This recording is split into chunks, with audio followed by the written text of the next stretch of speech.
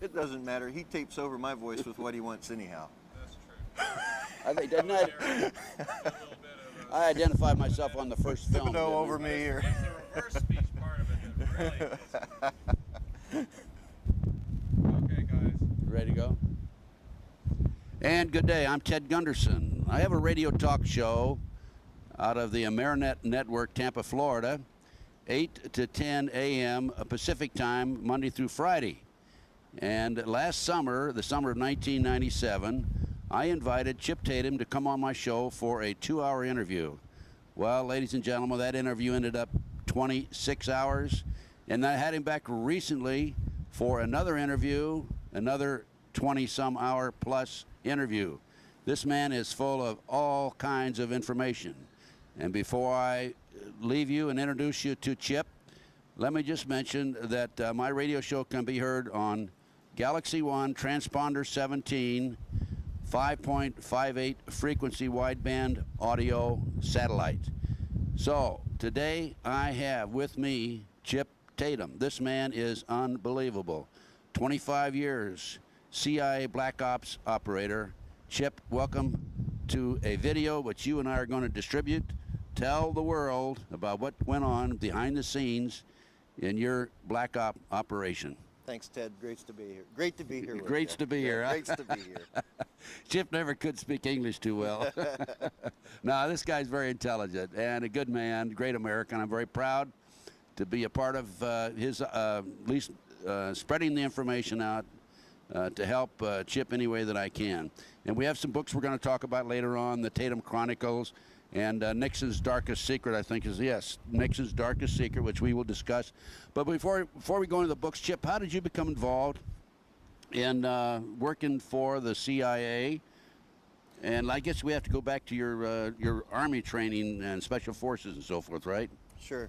I flunked a chemistry exam in the early 70s and ended up being drafted, receiving my draft notice. In lieu of going into the Army or another service, I didn't really want to go to Vietnam. So I joined the Air Force. I was promised that I could be an air traffic controller under their Project Guarantee.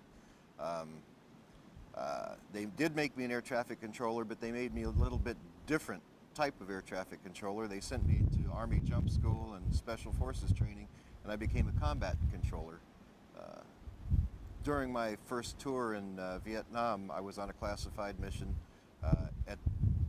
Having completed the mission, we were captured.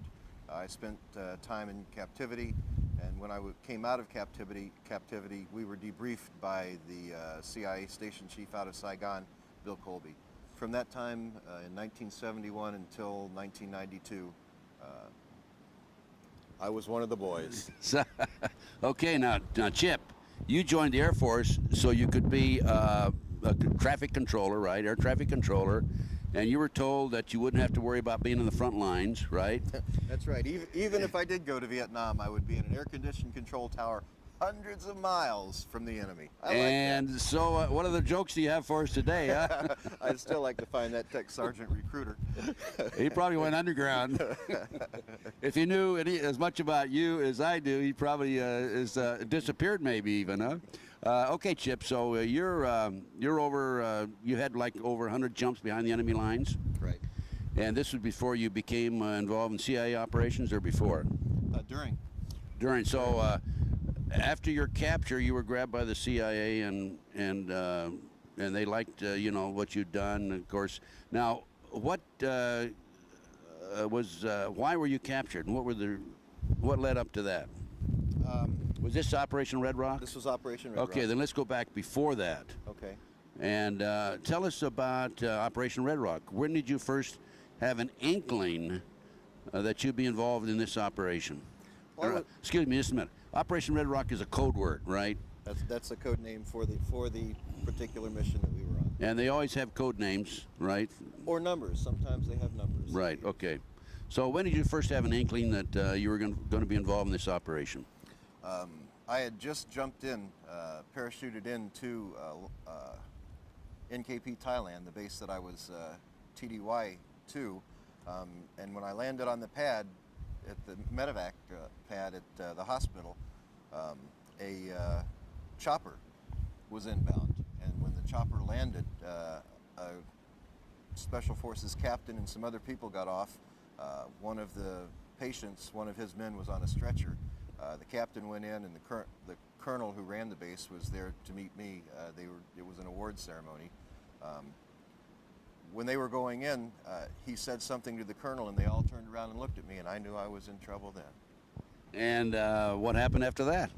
The following morning at 3 a.m. I was called into the colonel's office. And let me tell you, folks, I was a little airman, you know, just made buck sergeant, and I rarely had contact with a colonel in my life. One time, and that's for disciplinary purposes in Oklahoma City. And how old were you then? 19 years old. Just a kid? Just a kid. So when they told me I was to report to the colonel, I knew I was dead. I'd done something not wrong. yet. I'd done something wrong, and I was fixing to get it. But Chip, had you had Special Forces training at that point? Yeah, I had spent almost a year in Special Forces training across the United States, Sea Survival School, POW, jungle training, the works. And what did the colonel say to you when you walked into his office? He told me that I was there to join a mission, a team, a joint task force that's been put together for a classified mission, and he gave me the opportunity to talk and let him know how I felt about it. And he said, "How do you feel about this, Sergeant Tatum?" I said, "Well, you know, sir, I'm new in country. I really don't, other than schooling, don't have the experience as someone you need for this. I think you ought to get someone else." He said, "I didn't ask you what you think. I just gave you the opportunity to accept it before I told you you're going anyhow." Okay, so you volunteered, in other words. He volunteered me. Yeah, right, okay. And what happened next? Did you go into training with these people then? With the other crew members? Went and packed up my gear, was on the chopper out of there within an hour. And where did you fly to, and when did you arrive there? We flew about 20 kilometers outside of NKP to outside of a small village where we'd set up a training camp for Team Red Rock. The person that I was replacing was their commo man. He had, on a jump, had broken his leg. And I was jump qualified, I was Special Forces qualified, so I was his replacement. And this was in Vietnam at the time? It was Thailand. In Thailand, okay. Right. And tell us about your training. It was a short 2-week training, really familiarity with one another, because we actually didn't get the mission parameters in until 3 days prior to the operation. We were primarily set in place and worked in the community, seeking out Viet Cong along the border of Laos, so that we could get some tactical training. We also were working and trying to develop tandem jump techniques, because part of the mission, and we didn't understand why we had to learn tandem jumping. That's parachuting with 2 people until the actual mission brief. But we were trying to work out tandem jump techniques, and we did it. And how many people were in training with you at that point?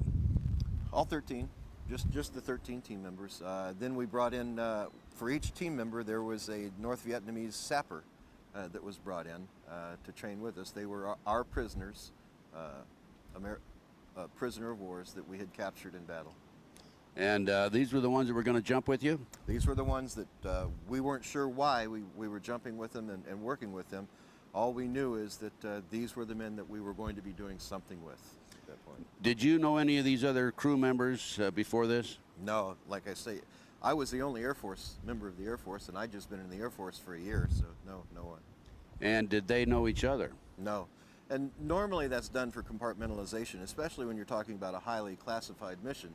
The worst thing you can have is a group of good old boys, and there's a reason for that, you know. In special operations, you can't have the influence of a friendship.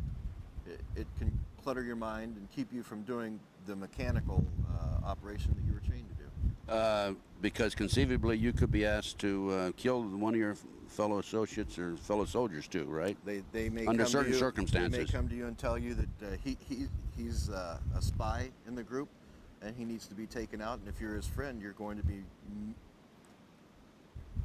probably more apt not to do it than if you just didn't know him. And did you know the last names of these individuals? No. We all had code names. Mine, although they called me Bulldog in country, The actual code name I was given while I was there was Highway. Why? Any particular reason for highway? Our captain, team commander, would always explain to us, it's my way or the highway, and he'd tell the team that. Well, I was willing to take the highway. I wanted to leave, especially after I saw the kind of things they did. Those guys were crazy. For example? So I took the highway. Well, at one point they were saying how high the helicopter could go and jump without a parachute without getting hurt, you know.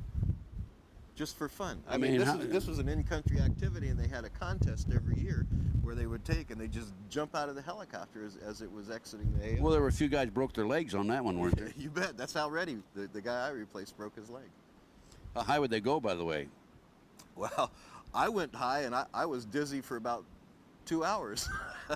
How high were you when you jumped? I think it was about 35 or 40 feet. Oh, you had hit. to know how to roll then, didn't you? Oh, roll. I didn't even know I thought I was stepping out of the aircraft onto the ground, but he'd taken off already. I thought he was just hovering, you know. So above much the for ground. surprises, huh? Sure. Okay, so you saw these crazy guys training, and you said, hey, you know, I wish I'd taken that assignment back 100 miles behind the enemy lines in the at the airport as air traffic controller. It didn't work out too well. So what happened after that, Chip? We were called back into Task Force Alpha. That was the intelligence entity. That's where all of the intelligence was gathered for the South Vietnam area of operations, and integrated and then passed out. So anything that comes out of Task Force Alpha has to be the correct information. Everyone accepts that as being authentic and on target for our intelligence. We were called back to Task Force Alpha. We met for our actual mission briefing. When we went to sit, the colonel called the room to attention, and in walked a general and a couple civilians. We'd already been told that there are a lot of suits around, and that just means CIA in the area. A lot of activity, suit activity, so we knew something was up. The man who actually briefed us, we nicknamed Mr. Peepers because he looked like the Mr. Peepers from the screen. Bill Colby. His name was Bill Colby. And he was station chief there for the CIA in Southeast Asia? And actually, the CIA does not operate in a arena, was not allowed to operate in that arena as the CIA, so his actual designation was Ambassador Colby, attached through the embassy in Saigon. You know, political officers are political officers, and that's how they get away with that. Yeah. So this was the night before you jumped on your mission? It ended up being 3 days before we jumped because we had some weather delays on the mission. The other man that was with him, the general from Washington, was General Haig. Alexander Haig. That's correct. I know him well. Uh-huh. As a matter of fact, I interviewed him in the White House on occasion when I was with the FBI. Uh-huh. That's another story. I'll tell you that one someday, folks. I never have revealed that to anybody about my interview with General Haig. And then I saw him years later at a banquet, State Department banquet, and I walked up to him. By the way, I read him his rights when I went in the White House. Uh-huh. I said, you have a right to remain silent, you have a right to an attorney. And I met him at a banquet years later, State Department, and I walked up, he gave the speech. It was, you know, a social affair. And I introduced myself. Oh, he says, I remember you. He says, are you going to read me my rights today? He's pretty bulletproof. Yeah, he is. Go ahead with Alexander Haig. So Alexander Haig and Mr. Peepers are there, Bill Colby, who later became director of the CIA. Right. And what did they tell you? They explained to us that the reason General Haig was there is that he was the assistant to our national security advisor, Henry Kissinger. Kissinger worked directly for the president, and the president had decided that it was in the best interest of the country and of the war to see to the end of the war as quickly as possible, and Operation Red Rock was one of those key elements to that. They needed to get the foreign nations, Laos, Thailand, Cambodia, more involved on the offensive level rather than in a defensive posture in the war, so that we could start extracting troops out and leave the arena. What we needed to do was jump into what they had planned for us to do was jump into one of our allies' countries, dressed as North Vietnamese sappers. That's why we were working with these other sappers. A sapper is what, a prisoner of war? No, a sapper is a Vietnamese communist soldier. Okay. Right. Tunnel diggers, you know, we've all heard about Okay, the tunnels over right. there. Gorillas, I mean, Okay. a true gorilla, very well trained. So these sappers are who we were actually going in with to Phnom Penh Airport in Cambodia. The reason it was decided to do this was Lon Nol, the CIA-placed premier of Cambodia at the time, was still fence setting. He just wouldn't get in a heavy offensive posture against the Chinese-led armies of North Vietnam. He was sitting on the fence, so we decided if we went in as North Vietnamese sappers and totally destroyed the assets on the airport, which were primarily supplied by the United States anyhow. They were our aircraft that we'd given him. There were some French aircraft on the tarmac, but not many. If we would totally destroy those assets, it would make him realize that the North Vietnamese communists were actually coming in after his country now. And he'd get off the fence and ask us for help. Boy, it worked too. Well, you said we decided, you meaning people in Washington, D.C. decided. Nixon himself. This was actually Dr. Kissinger's plan. So Dr. Kissinger came up with this idea. Nixon approved it. He approved it with the statement after thorough thought that, and this was debriefed to me by Mr. Colby, that no one can ever know. No one can ever know what we've done to our allies. Otherwise, we wouldn't be trusted anywhere in the world. And was that the case? That was the case. No one could ever know what we had done. And when we were debriefed with a 25-year classification period. That we well, you were debriefed years later? I was debriefed when I came out of the coma in the hospital in 1971. Okay. Now this is what year now again? Going back to the 1971. When you made the drop and you were debriefed. That's January of '71, and then I was debriefed in June of '71. Okay. Okay. So you made the drop with the sappers, right? Made the drop. It was a night jump out of a C-130. Night drop in. Just south of town. We made our way into Phnom Penh. We rendezvoused with our transportation. Our transportation was provided by Montagnards. Mountain men? Mountain men from Vietnam, special forces trained. Very good fighters, but the thing about Montagnards is if they saw that the platoon that they were working with, and the special forces platoons, or the recon groups they were working with, if they saw that they were going to lose, all of a sudden those guys disappeared into the forest. They weren't going to lose with them. Right. And they could negotiate those jungles like it was nothing. Now you were 13 men. Did you have 13 sappers? No, unfortunately we lost one sapper, and Snake just didn't get along with him. Neither did Pablo, but... Snake is code words for two of the guys in your crew. Snake and Pablo, yeah. They didn't get along with him. So we didn't go in with a full contingency of sappers. When we did jump in, the sappers had figured out that they weren't going in. We had told them, our interpreter told them that we were actually jumping in to turn them over and trade them for American prisoners, and they were in a release program. Well, they didn't believe that.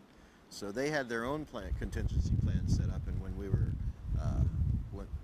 when we jumped in, they simply, because they were hanging below us and in front of us for the jump, they simply tucked, caused us to fall and roll, and tried to take us out. And how many sappers were there? 12 then? 12 and 13. And when it was all said and done, there was 8. 8 sappers? 8 sappers we left there.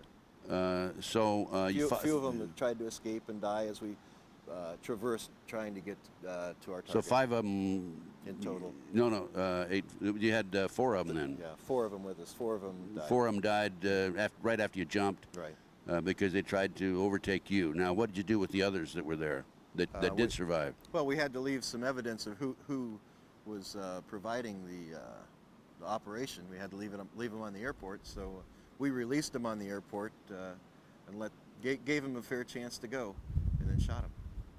And in the meantime, did you commit your act of sabotage at the airport after that or before that? We had several different entry points into the airport. We came in the north side by the munitions dump. You know, when we talk about coming in the north side, we didn't realize that there were mines in this called a dead zone. And it was completely mined between the two fences, and we weren't briefed on that. So we immediately knew something was up, and we know now that we weren't to return, and we were to be left there. Well, if you came in and you went through the minefield, you survived going in, right? I didn't go through the minefield. I came in the front door of the airport with the team. Okay. The ones that came in through the minefield, did they survive? Yes, the sapper didn't. Oh, I see. They sent a zapper out ahead of them? The sapper, when they figured out they were in a minefield, they let him go ahead to clear the mines. Okay. So you committed your act of sabotage. Yes. And what about ground forces at the airport, the other side? Well, it was a staged arena. The ground forces had been pulled away. There was minimum security, just a skeleton crew there. We ran across the skeleton crew of palace guards that had been there, confronted them, and had to take them out. And so was your act of sabotage quite all-inclusive, or was it just kind of a hit-and-miss situation, just to let them know that so-called the North Vietnamese have been in there? No, it was fairly inclusive. We even had air support from pilots, whether flying North Vietnamese aircraft. They dropped some rounds on the airport so that we could ensure that the devastation was good enough to warrant Lon Nole's participation with us. And you've completed your mission. The sappers were eliminated. You left. How many survived coming out of there? There were 13. Every one of us. Every one of you survived. Every one of us walked out of that encampment. Weren't they alive. worried about one of you going and being identified as an Anglo at the airport, even though you're dressed in North Vietnamese uniforms? And there was a contingency for that. We had what's called slap packs. It's a napalm-filled container that we could pour the napalm on the body and pop a magnesium grenade, whiskey peat, and burn their body right there. So they're the contingency's not there. recognizable then. Sure. Yeah. Okay, you got out, and what happened after that? How'd you get out of there? The Montagnards, who were tasked with the transportation, we had a rendezvous point. We met, we exited the area of operation and started heading north out of town. We knew it was 15 to 25 miles to the northeast of town was our rendezvous point where we were to be picked up. But that, it's not like the interstates we have here. These are little roads. We had a first indication that something was wrong because our platoon sergeant, Pop, saw that we were going in a little bit of the wrong direction, and we never really turned to the northeast.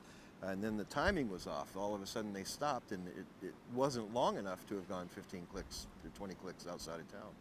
So 15 kilometers, you went maybe, what, 5, 10? Maybe about 10 after we left the limits of town. Right, right. About so 10 you times. stopped, and what happened then? Well, we were in a large vegetable truck with canvas sides. It stopped, and the Montagnards got out. But all of a sudden we heard receivers click. They were loading their weapons. So Pop and my way, our team commander, moved around to the back of the truck. They each took out a grenade on each side and tossed the grenade up back toward the front of the truck on the ground. They didn't pull the pins, they just took the grenades out. When you're a person and you see a grenade fall, you jump, you dive, you try to get out of there, and that's what the Montagnards did. When after they'd thrown the grenades out, they immediately jumped out and took over. Took control, overcame the guards. The interrogation started, and it didn't last long. They asked the first one the question. When he wouldn't answer, they shot him. They asked the second one the question, and he answered anything we wanted to know. And then you shot him afterwards? No. You didn't? Okay, I won't go into that. Okay, now, did you find any situation there, any contingency situation in looking around? I mean, well, as we looked why around, did they stop at that particular location? As we looked around, we went out into the field, and we found that there was a large hole that had been put in the ground, and that was going to be where they were. He told us. We didn't have to look around. He told us that their job was, they were briefed that they were to kill us, and they were to drop us in a hole, and they showed us, this one showed us where the hole was. We actually used that as a command post area to call in aircraft for support, move the pickup zone from where it was to this new pickup zone. We spent some time through the day and into the evening waiting to be picked up.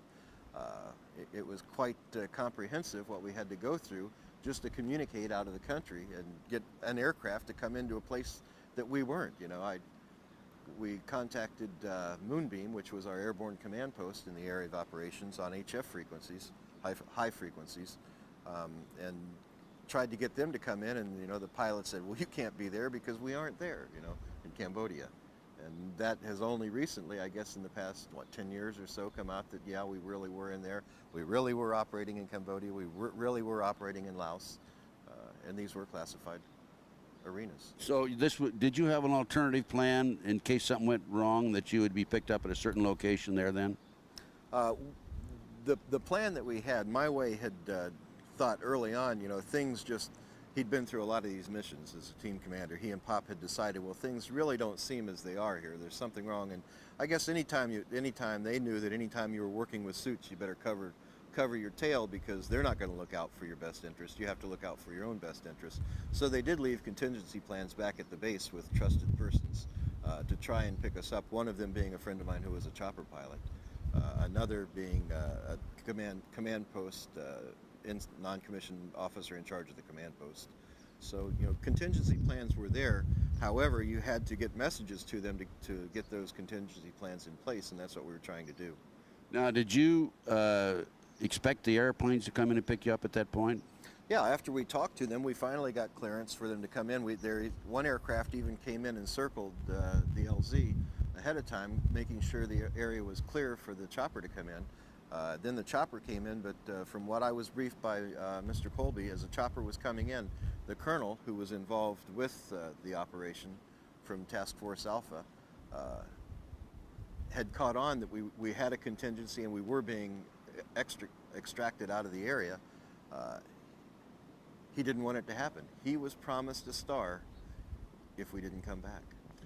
Now, you're telling me you had your own contingency without the colonel knowing about it, and he found out about it. You bet. He found out you about it. You are clever, aren't you? Not me. My Way and Pop, Ted. My Way and Pop. My Way and Pop. They were wonderful teachers. They could see ahead. And Pop has severe brain damage today from that. You still alive? Still alive, yes. And so Chip, you have this one location you're supposed to be picked up. Were you smart enough not to go and wait there? The original location or the original? No, we never went there. Okay. There's no You way. went to the new one. After that aircraft came in, when the chopper was inbound to us, we had decided that, well, here comes our aircraft, but they were contacted over radio. It was a rescue aircraft, a King aircraft coming in. They were contacted that there were actually sappers had taken over Team Red Rock. And remember, we were dressed as sappers. We didn't have any U.S. uniforms. If we had been caught in country, we'd been prosecuted as spies, because that's against all international law. So here we were, dressed in sappers in a foreign country, talking to these aircraft. I was controlling them down. As a combat controller, that's my job, bringing them into the LZ because it was a very small area. Bringing them in, knowing that we're going to leave. I mean, my heart was pumping. The adrenaline was flowing. I was tired. I was hungry. But man, we're getting out of here. And all of a sudden, the door guns on the Jolly let loose. I was when I was debriefed by Bill Colby. He said the colonel had called them and said that Team Red Rock had been overcome. It's actually sappers, and protect yourselves. And they saw sappers. Remember, this is the man who runs the intelligence entity for Southeast Asia telling him this. So they fired. And how many did you lose there? 2. And I mean, they didn't come in and clean, so you're down to 11 now. Down to 11. They actually had called in. We lost 2 men, but we had to return fire on the aircraft, shooting out the rear of the aircraft rather than shooting at the pilots, because we didn't want to hurt our own guys. Did the plane go down? No. We shot. Look, from the smoke and everything, it looked like maybe some hydraulics were shot out on it or something. We weren't sure. At any rate, they left the area, but they called in some air support to drop on that LZ. Bombs? Drop napalms on it. So we got out of the area quick, and as we were exiting, the sky lit up in the LZ. But until you got out, you'd lost 2 men. Then you had to leave them behind. Had to leave them behind, using the slap packs so that they'd never be identified. Right. Okay. So there's 11 out. Mm-hmm. What did you decide to do then? Well, we decided we would be best to try to make it across country ourselves. trust no one. And that's the way these guys operated. You know, we had some of the best on that team. I was just a kid. I was a victim of circumstances in there, and I mean, I had never engaged the enemy before I had gotten on Team Red Rock. But I engaged the enemy almost hourly after I was with Team Red Rock. We traversed across the country going toward South Vietnam, toward the Cambodia-Vietnamese border. You're still in Cambodia. Still in Cambodia, trying to make it to the border. And you have to understand, Cambodia was a refuge for the North Vietnamese. They could come into South Vietnam, they could attack, and then they could pull back across that border. And we weren't allowed to come across that border into Cambodia to attack them, to take them out, so they could resupply, they could rest, recuperate, R&R, whatever, and then come back in. It was a very difficult position. And that's why Nixon wanted to deneutralize them, right? Sure. So you could go after them in Cambodia. Well, and maybe the and so the Cambodian Cambodians countries, would, yeah, sure. could go after them too, right? Yeah. Okay, so how many kilometers or how many miles did you have to go to get to the border? Well, we didn't have maps. We had no idea. We know that, well, it was from Phnom Penh all the way to the border. That's 200 miles. It took. We were out for weeks, trying to work our way through the jungles. We'd come across some teams, routine patrols, and we'd either evade them or we'd engage them. One of the two. No, and how about eating? How about food? Food was pretty easy to get. You know, as a survival, we'd come across villages too, and we get food from the villages. But You must have shocked the heck out of the villagers then, huh? no, we were still dressed as Oh, sappers. I see, yeah. But I mean, you know, you're a white man, right? Well, you know, we were Did you have thin. slanted eyes? We were thin, and we did have team members who, the one called the Kid was CIA, and he was Vietnamese. So you know, it wasn't that we didn't go into the villages ourselves. We'd stay back in the shadows of the forest area, and the Kid would go in and talk to him and get the food. And so you know, it wasn't. Did he survive, the Kid? No, the Kid did not survive. Okay, but okay, so you made your way across some maybe 200 miles, and how close were to you? within 4 miles of the border. Oh, you're kidding. And then we saw some F-4s circling the area. Looked like they were trying to get into an area, but there was a AAA artillery site, anti-aircraft artillery, firing on the F-4s. And you know, we still had some munitions left that we could take them out with, some C4 packs. So we decided, hey, you know, we'll just take this out. And that was probably our greatest mistake. We didn't realize that we were in the middle of almost a battalion-size contingency of North Vietnamese. Battalion size being how many troops? I have no idea. I know that as we counted troops and as we passed encampments, easily over 2,000. And here's 11 men trying to survive 4 miles from the border, and you decided to take this anti-aircraft. Blew it to hell and back, too. I guess you did. But that was a mistake because that brought a lot of undue and unnecessary pressure on you. And obviously they started looking around for, hey, where'd this come from, right? Yeah, and as we'd walk across paddies, the patrols would be coming one way, and, you know, we dressed as sappers, you know, didn't have U.S. munitions with us. All of our munitions were Chinese AKs and so forth. So we would be traversing one side of the paddy while this other team would come across, and Kid would be there and salute them, you know, and hail them, and we'd just keep walking, you know. But however, one time we came right up to the forest area, and we came face to face, and here's this kind of face looking directly into a North Vietnamese lieutenant, and we were in trouble. Obviously. Did you go into combat then, or did you try to? Went right into combat then. Oops, let me see, where's that AK whatever, huh? You know, they didn't have enough bullets in those for me. My way used to tell me, you know, I was a white knuckle firer because I'd hold that trigger down and melt that barrel. The clips just weren't big enough for me. So you had hand-to-hand at that point? I had hand-to-hand. I'd melted barrels. We actually ran out of ammunition. We had to overtake other patrols to restock ourselves. I mean, these guys were good. They were the best, Ted. They were true American heroes, doing their job as best they could. Don't you think there's someday, Chip, that we can honor these men, but there's no way of knowing their last names, is there? Well, you know, Pop knows a couple of them, and I think that someday he may be willing to do that. He does have severe neurological problems. He's able to talk. He knows me. He remembers what went on, but it's affected his motor motor movements, and he's not willing to do anything he thinks that will endanger his family. Can't blame him for that. Not at all, no. And he's still alive, and where is he? What state is he in? Oklahoma. Oklahoma. Good old Okie, huh? Mm-hmm. So what happens? You were captured? We were captured. We spent 92 days in captivity, being moved from point to point in camps. We were actually interrogated by Chinese and Soviet officers. It was never Vietnamese officers.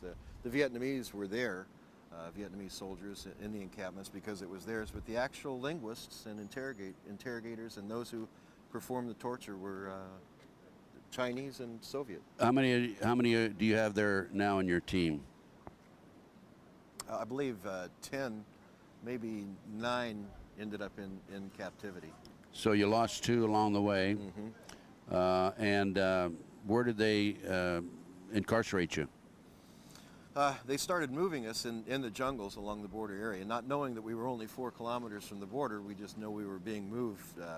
We were incarcerated in one small encampment, then we were moved to a larger encampment.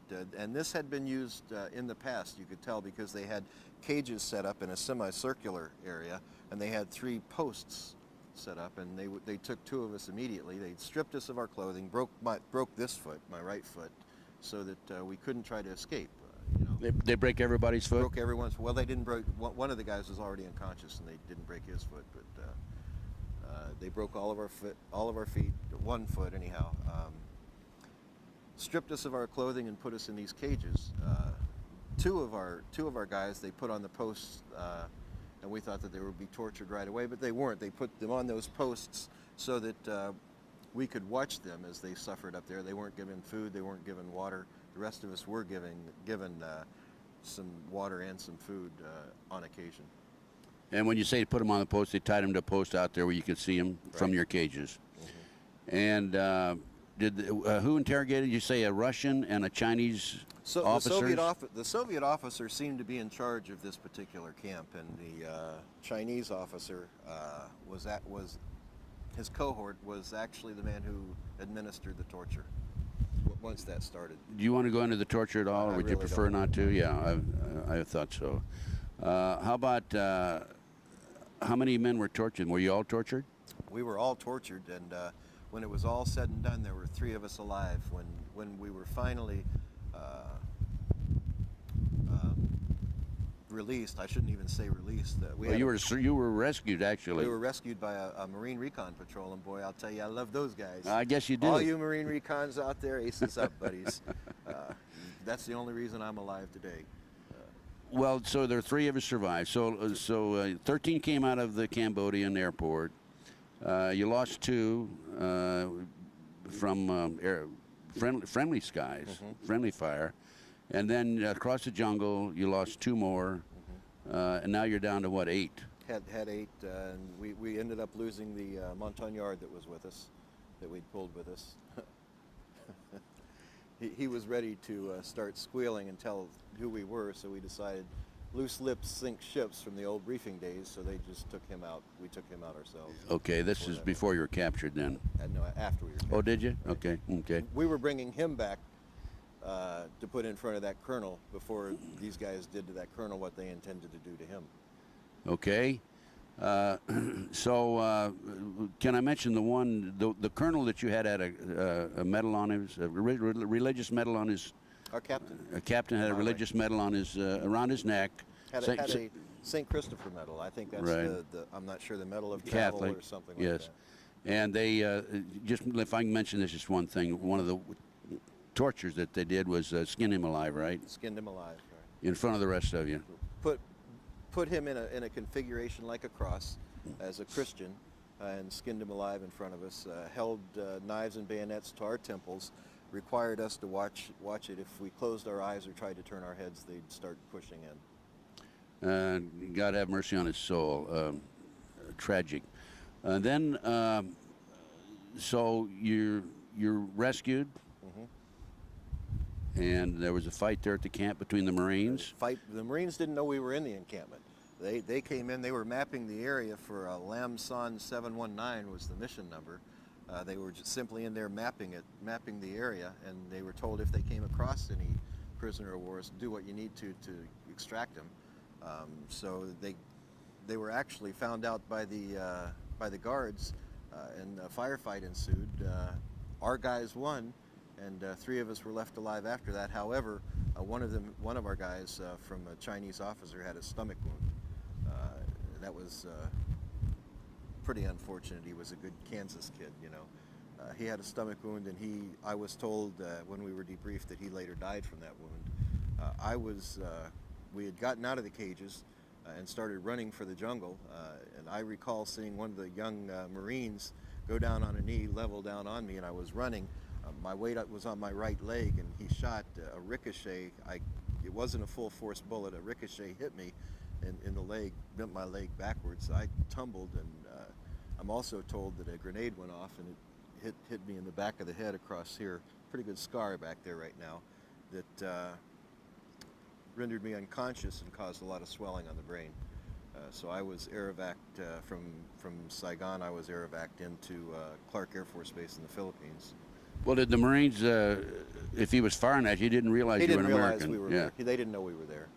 And at what point were the Marines aware that they had some POWs on their hands? Our team member that was shot in the stomach started yelling in English to them, and so they realized that there were some in there. Good, okay. So he saved our lives. And so you came out, and you went over to Clark Air Force Base after that. Right. And that when I finally came to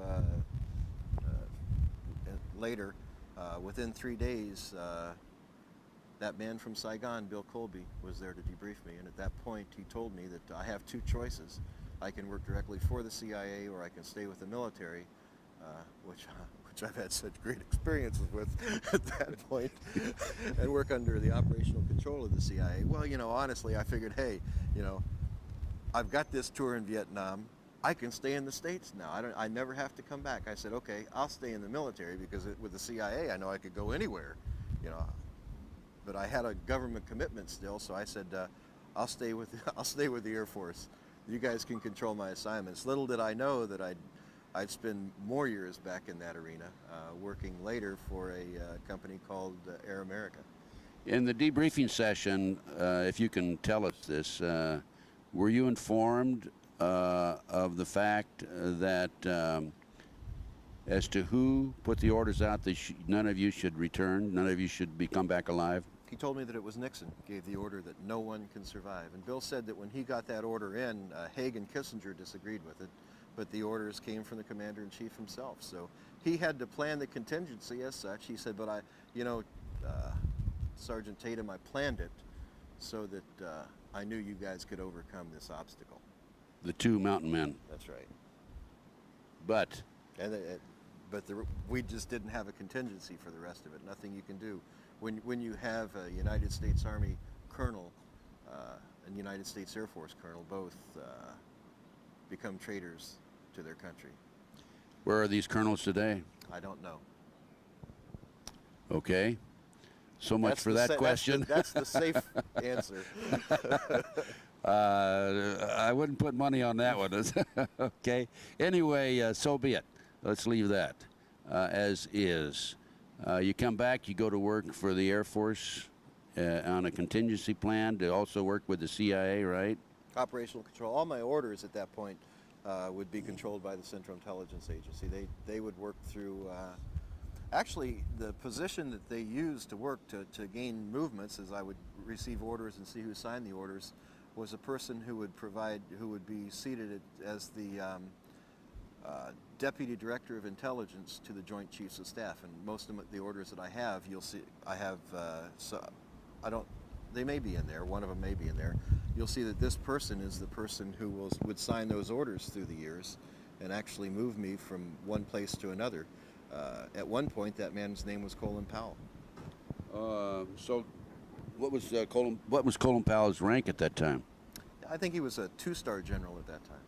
That position was a 2-star position. So in essence, you actually went to work for the CIA, even though you were in the military. Even though I was status. In the military, and pretty illegal. You know, you can't. We couldn't draw checks from 2 entities, double dip, but our operational efforts were all controlled by the CIA. And what were your assignments after that? You came back, you recovered, you gained your health back. When you were being taken care of physically and regaining your health, was Pop with you, your friend from Oklahoma? No, he had been sent straight back to the States. His head wounds, he received head wounds also. They were so severe that he had to go straight back to the trauma and care center. So that was the end of your relationship or association with Pop?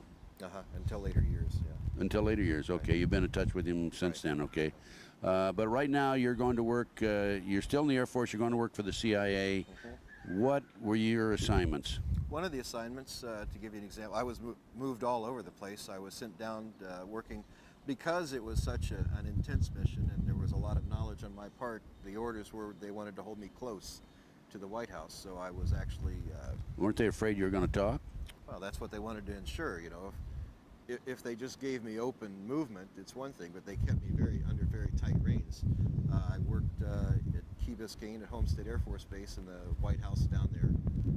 I was in charge of the receiver site for Air Force One when they would come in. In addition, was Nixon the president then? Nixon was the president then. Weren't you a little nervous over that? As a matter of fact, myself and my NCOIC were going out to the control tower to bring in Air Force One at one point, and he had made a mention to the Secret Service as they were checking badges of personnel going in, saying, he said, what are you doing in the area? And the Master Sergeant said, oh, we're here to see the crook. We found ourselves face down by the Secret Service, and then when they got our credentials, they said, what are you guys doing talking like that? So little did they know, huh? Well, he was just joking, you know. Yeah. Little did they know that Nixon had given the order that you were not to return from an assignment in Cambodia. And I never told him that, you know. Right. I had never told my NCOIC. I kept my lips closed and zipped for all 25 years, and in 1996, that was the end of the 25-year classification period, and I started my book then. But before we go up to 1996, Chip, you had some assignments involving drugs, in drug running by the CIA, right? Well, and yeah, you're not reluctant to talk about that, are you? No, in two different arenas. In in the Vietnamese conflict, there was some involvement simply because the Air America pilots, you know, sometimes would carry drugs, sometimes they'd carry wheat, sometimes they'd carry rice, sometimes they'd carry weapons, you know. It was various cargoes that they'd carry. And my job when an aircraft went down, primarily because they were carrying crypto gear, communications gear that was secret and had codes on it that couldn't be gotten by the enemy. I would have to jump in, I'd retrieve this crypto gear, and many times retrieve the precious cargoes that was on board, heroin sometimes, and see that it was extracted. Air America being a CIA air operation. CIA air operation, yeah. So you had that in Vietnam, and then you came back and you went to work, you were involved in... Actually, when Nixon went to Peking, I was involved in that. Okay, tell us about that. I was sent ahead of him into a place called Guam. I controlled the aircraft across, and then I was moved over closer. And what year are we now? That was, I think, 72. Okay. Maybe 72. So you went to Guam. You were to control the air traffic. Controlled the Air Force One across, and then we were also one of the primary communication stations. I was moved to a place that we use today even as a primary commo spot, and I can't give that place away, but it's very close to China, to the Chinese border. Then we were moved there to maintain contact in case there was an emergency, so we could put fighters in. And but that was it. I mean, basically you were just guiding the plane. I mean, keeping the lanes open so no other aircraft would be in that air lane, right? We'd keep aircraft 25 miles from Air Force One. We'd have two fighter aircraft in front of Air Force One, two fighters to the rear, and have rescue aircraft up in different locations along the way. And okay, nothing unusual about him going to Peking, though, was there? No, nothing at all. Okay. Other than he's the first president, you know, to go to China. Right, and now going along with him with open access was Dr. Kissinger. So. Right. Okay, let's go back to your CIA activity in South America, Central America? In 1978, I actually left service of the government.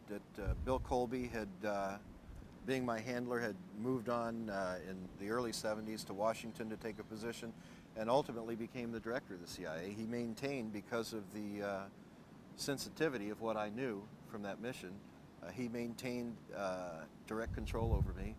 And when he passed the baton on to the new director of the CIA, that new director called me back out of the field. I was in Yugoslavia at the time. Colby debriefed me, and Mr. Bush rebriefed me. And he was explained during the briefing and debriefing that I was loyal, I was a good man, and anything he needed, I was a trusted entity, and he could count on me. I had no problems with that.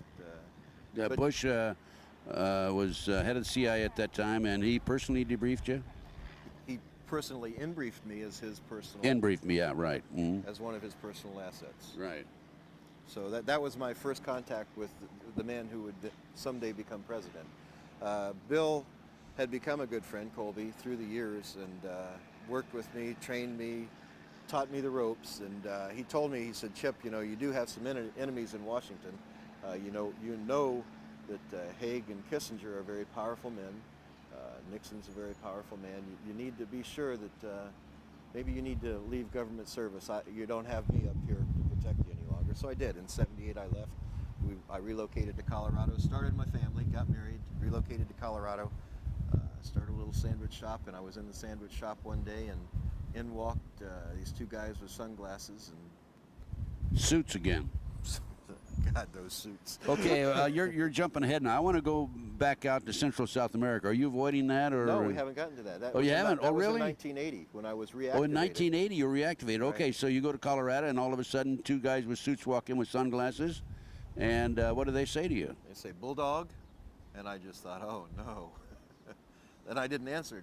Then they said Pegasus, and that was the code name that I was given. So I knew, you know, I didn't know who they were at first, but when they used Pegasus, I knew I was toast. Right. Pegasus was a code word used for your operation. Right. You personally? That was my code name. Okay. So I was told that my new assignment was to go to a place called Fort Campbell, Kentucky. But you were out of the service then. As a reserve officer, you're never really, you know. No, you're in the reserve. In the reserves, right? Okay. I was reactivated. I was sent to a place called Fort Campbell, Kentucky. They decided after the problem in the desert, trying to get the hostages held in Iran, where our aircraft all went into one another, that they needed a task force set up for anti-terrorism. So they decided they'd put together an aviation task force at Fort Campbell, Kentucky. They took CIA assets, CIA officers.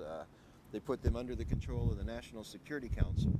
And they built this new unit called 160th Aviation Company that really wasn't on any of the military TO&E equipment lists. So there we were. Another covert operation. Another covert operation building itself in Fort Campbell, Kentucky. During the time from 1980 through 1984 that we were building that unit, testing different techniques of flight, testing different flight platforms. A lot of them I can't talk about. We would get into some heavy losses because we were doing things that never were done with these helicopters and other aircraft that we were flying. And so on one particular occasion, we lost one of our unit commanders, a major, flew into some high power lines during a nighttime exercise. He was killed. His co-pilot, a warrant officer, had his legs cut off. During the post-crash investigation, a man from Washington came in and he identified himself as Jake. He was accompanied by another man who wouldn't identify himself, and so we just nicknamed him the Snake. Jake the Snake. Jake and the Snake. That's who was there. He was a pretty slimy guy, you know. We would later find that Jake was a person who was attached to the NSC, and his actual name was Oliver North. And that's your first contact with Ollie North? That was my first contact with Ollie North. And so what happened after that? We had, the United States government had pushed for a little rebellion down in Central America. a place called Nicaragua. They had pushed and helped organize a group of rebels called the Contras. They talked them into fighting against the Sandinistas. I don't know why. I have some ideas why, but I won't get into just my ideas because I don't know why, other than someone thinking that it's a terrible thing that a country have its own sovereignty and not do like we are. Have this. And not be ruled by the CIA. Right, right.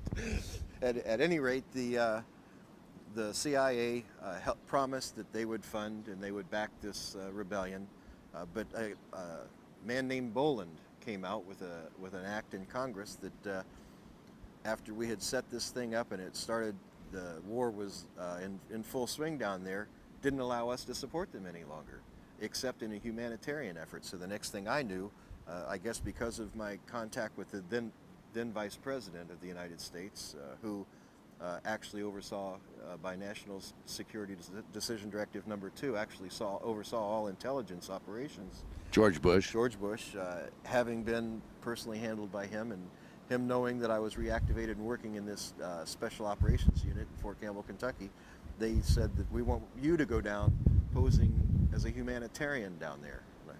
And in the briefing with North, I said, what do you mean as a humanitarian? He said, you're going to be a medevac pilot now. You're going to fly medical aircraft into these Contra camps. That's humanitarian. It's allowed. And you'll serve, in the briefing he said, you'll serve 3 entities. You'll serve the United States Army as a medevac pilot. You'll serve the United States Embassy through the military office. And you will serve, and that was CIA, that portion. And you serve the Pegasus operations, that we'll call it, because of your code name. And Pegasus operations are directly controlled by the NSC. Now, was this North give you this briefing in Colorado when you walked into your shop, or was this later? No, this was much later. This briefing was actually done in Fort Campbell, Kentucky. Then the next thing I knew, North gave you the briefing there? Right. I had. So North walks into your shop in Colorado, says, "Hey, come on." No, two agents walked into Oh, it the wasn't shop in North. Colorado. I thought No. Jake was North. No. No, okay. Well, Jake was, but Jake and the Snake came to the crash investigation where my commander had gotten killed. I see. Okay. At Okay. Fort Campbell, Kentucky. Right. So the people that walked into Colorado, that was not They North. were just a couple agents Couple coming of- in to let me know I'm going back to work. Okay. All right. And then you were briefed by Ollie. I found that they were actually NSA. Okay. So You want to explain what NSA is? National Security Agency. They do a lot of the background checks and everything in the United States. A lot of the spooks who listen to everything that's said here is NSA. Right. The communications mainly is their job. Like wiretaps and keeping track of all of us via the telephones, and that's their job. So you're in Fort Campbell, you're given this assignment, you're going to be flying in and out medical supplies, right? And where are you flying these medical supplies out of? Out of the Contra camps. When I finally went down posing as a medevac pilot, we went into the Contra camps. We'd always take coolers in. Usually the coolers going in were C4, explosives, grenades, things like that. And we would bring medical supplies out, and those medical supplies we would bring out in these coolers, big 124 quart coolers, was actually packages, bricks of cocaine. Okay. Did you actually see this? Actually saw it, actually tested it. And where did you do this? We did field tests right in our medevac offices in Pomeroy Air Base. So before you put it on the plane, you tested, make sure it was real cocaine? No, we tested them on several occasions. We didn't test every package, but some occasions they were delivered to our operations headquarters at Pomeroy to take to an aircraft at a different location to fly out of the country. And whenever that happened, I would actually do a field test on it right there. On occasion, when I could get away with it without anyone seeing me, I'd do a field test on the aircraft. That was pretty hard to do. Chip, you're flying out of what airfield in the United States? In Honduras, we were flying out of the Contra camps into 3 airfields. One was San Lorenzo, one was Pomeroy, and the other was in the northern part of the country called La Mesa. From there, the coolers were picked up by C-130s, C-141s, or civilian 123s. C-123s run by a company called Corporate Air Services out of Ilopango Air Base in San Salvador. Corporate Air Services also being CIA. CIA. And they were flown back into the States, I would find on a meeting on March 24th, 1985, that there were actually 3 different legs that stuff was moved on, and those legs were into Ohio, into Colorado, and into a little place in the center of the country in 1985 called Arkansas. What airfield in Arkansas? I know that there were 2 airfields in Arkansas. One was Arkansas Air Force Base, and the other one was a place called Mina. And how about in Ohio? Into Dayton, Ohio, and then in Colorado it was into Lamar, Colorado, and Pueblo, Colorado. So you learned that the drugs are coming in then? Oh yeah. Cocaine? Yeah. On CIA planes? Everything went through Panama, and then from Panama it was distributed out. Were they CIA planes or military planes? Military and CIA. Both, huh? Yeah. Now, you tested it personally. Do you have any documents that would indicate that this is so? Yes. Oh, you do? Yes. I had no idea. Of course I did. Of course I did. That was a loaded question, Chip. I know it was. I knew the answer to that before I asked it. Okay, tell us about that. When I started finding the cocaine on board the aircraft, I decided, hey, you know, this could go one of 2 ways. They could set us up pretty darn quick here if they ever wanted to get rid of us. Because of our knowledge, and especially because of my knowledge, because Bill had told me, you know, Chip, watch your butt, buddy. You know, you have some real enemies here in Washington. So what I did is we would be required to file flight plans when we'd leave Pomerola Air Base, where we're based out of in Honduras. We'd file flight plans, and when we'd come back, I'd go to base operations and write on the back of that flight plan what we found, where we took it, who was on board the aircraft, and what went on during the flight. Basically, I debrief right on the back of flight plans. When a trusted Honduran official, who happened to be the brother of the Honduran Army Chief of Staff, saw what I was doing, he said, "We're going to keep these, you know, in a safe place. This is our insurance, Chip." I said, "Oh, okay." And those notes are available in, right? Tatum Chronicles. In the Tatum Chronicles. I'm sorry, those notes are available in the Tatum Chronicles. I went back to Honduras in 1985 and picked up those certified copies that are in those. In the Tatum Chronicles, it talks about all the people that you've heard of today involved in Honduras, involved in the Contra cocaine issues. Not only that, it also talks about persons before it even happened, because these are certified copies that were sealed in 1985 by Honduran officials. It talks about people who needed to be neutralized and assassinated, and who later were killed. And Chip, what'd you do with these documents, besides hiding them around the world? I also published them in the Tatum Chronicles when I was charged with treason. I was told to give these documents up, or I'd be charged with treason and be put to death or spend life imprisonment. So I called the Secret Service officers that came in and told me that were tasked to tell me this by the president, and I called them in and I said, "Okay, boys, I've got the documents for you. Come get them." In the meantime, we published this, sent it to the White House Library, sent it to the White House, to James Dorskin is his name, the personal assistant to the President, Clinton, sent it to Mr. Bush, sent it to others involved, and to Capitol Hill. And then I gave these guys the copy, the Secret Service agents, and they said, "You just signed your death warrant." I said, "Kill me, boys. Let's go." And I might also mention that you had some other papers and other documents you held back, right? You know, over 25 years, I was able to compile quite an insurance policy. These documents are nothing compared to those documents. I feel comfortable in coming forward with these, and the only reason I'm coming forward with these, I had no intention of ever doing anything with these, but when they went after my wife, they went after an American citizen, and that's unacceptable in my mind. Going after other foreign intelligence officers, foreign politicians and all, you know, that's just part of the spook business. That's what we did in counter-espionage, but you don't do that against our own citizens. When you try to neutralize an American citizen, you've gone against everything I believe is right, and I'll do everything I can to expose the men involved. Now, you have other documents around the world, right? You have do. videos and printed matter. Videos, audios that have been placed on the videos, many video clips of different meetings I've attended, different orders being given, documents that have been put on the video. You know, technology is great, Ted. You know, I'd go into some of these high-level meetings, and because I was the chief of security for these groups, I would ensure that nothing's being bugged, the place was clean, so we'd sweep the place, and I'd keep my bugs going the whole time. So you're the only one that had bugs I'm the going? only one that had the bugs going. Smart man, Chip Tatum. Okay, that's why you're live today, obviously. That's why I'm probably one of the safest men alive right now, I think. I would think so, because if anything happens to you, then these come forward, right? That's right.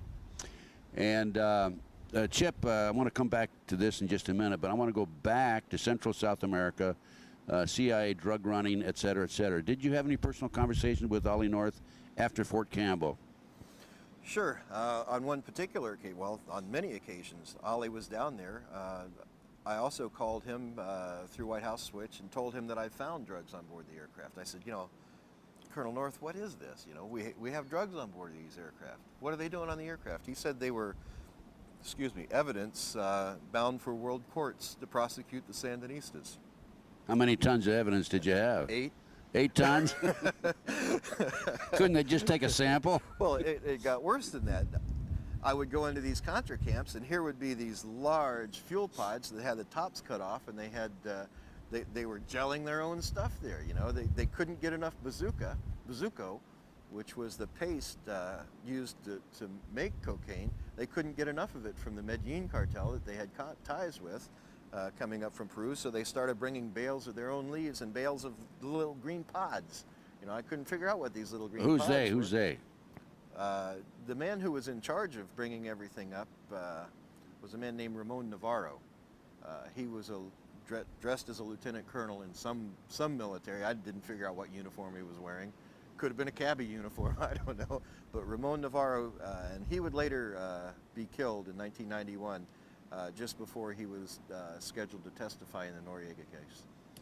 And what about Ollie North, besides your telephone conversation Ollie with North him? was in country on several occasions, and on April 12th, even the Vice President Bush was in country. That April was 12th, what year? 1985. And were North and Bush together? Not together in the same encampment at that time, no. North was there, but... So in talking to Ollie North personally, other than the telephone conversation, what was said in regard to drugs being brought in by the CIA and on the Army? In one cocaine kitchen, as he was talking to Amir Amnir and another intelligence officer, he told them that one more year of this and we can all retire. Now, you heard that conversation? I taped that conversation. Oh, very good. You taped that conversation. Yes, I did. And what other conversations could you tell us about as far as Ollie North is concerned? Well, not only conversations. You know, Ollie was... He loved to be the center of attention, so one particular occasion we had him standing at a cocaine press trying to pressing the bricks. In this Sandinista camp? I don't think so. It was, they called these the North camps because North set them up. And how many such bases were set up? There were about 5 of the kitchens that were set up.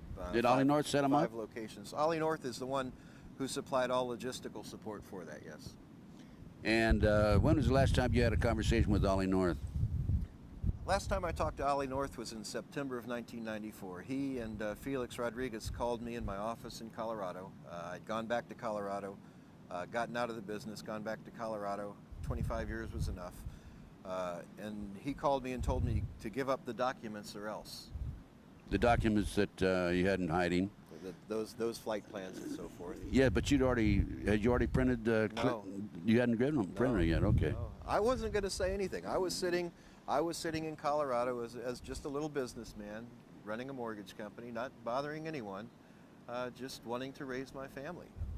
What did you tell him? I told him, "Are you crazy?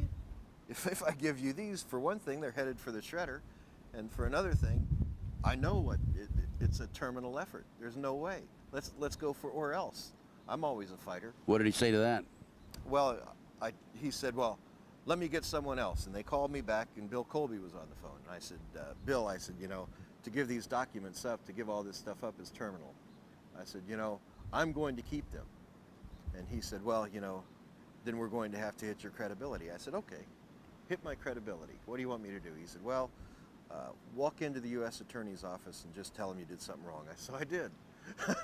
What'd you tell him? Walked into the U.S. Attorney's office. I wired myself some money out of an account down across the state line, and then into my corporation. Then I took it out,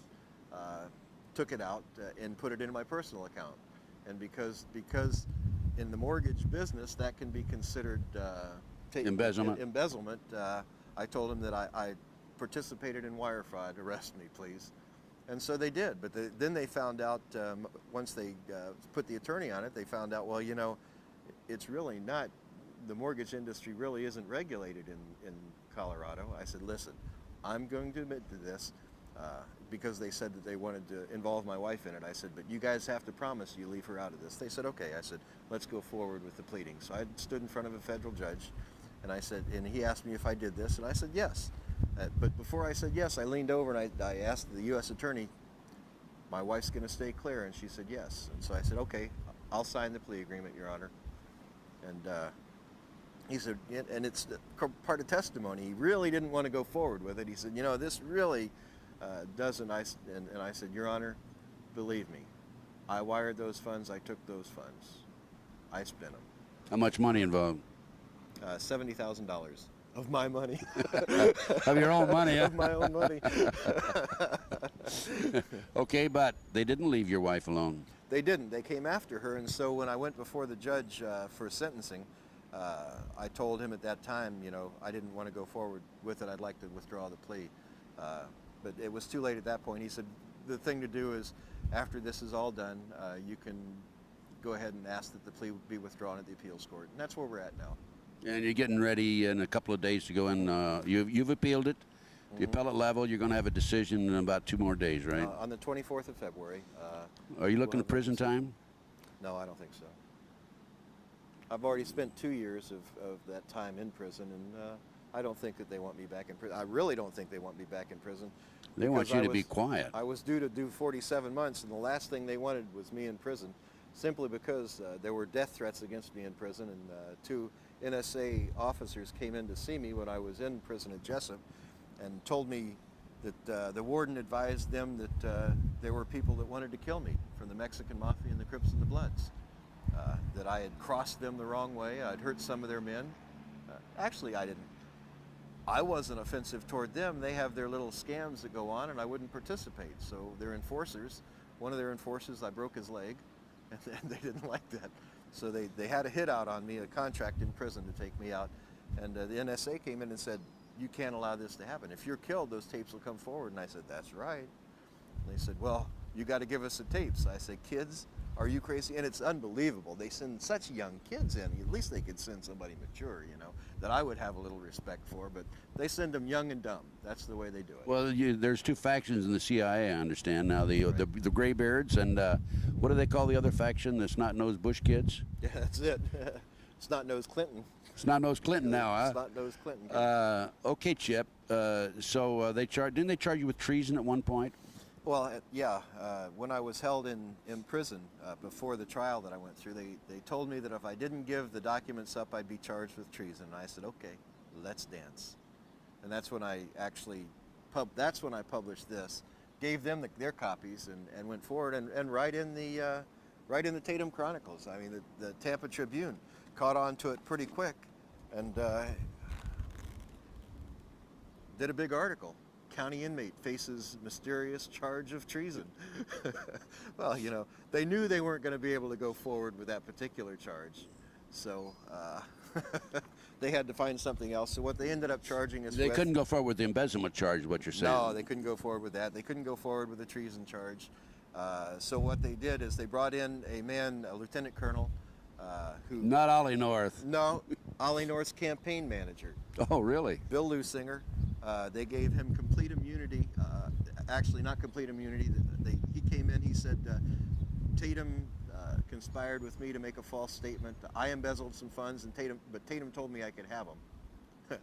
Got you for conspiracy again. Got me for conspiracy because a person came forward and said that an overt act had taken place. Well, now he'd been convicted himself, right, of embezzlement. Of bank fraud and embezzlement and everything Okay, else. and so what did he do? Make a deal with the government to get his sentence reduced if he come in and lie about it? It's better than that. He was facing 20 years for his stuff, but if he came in and told a good enough lie, he would get 6 months and it would be expunged from his record. Is he out?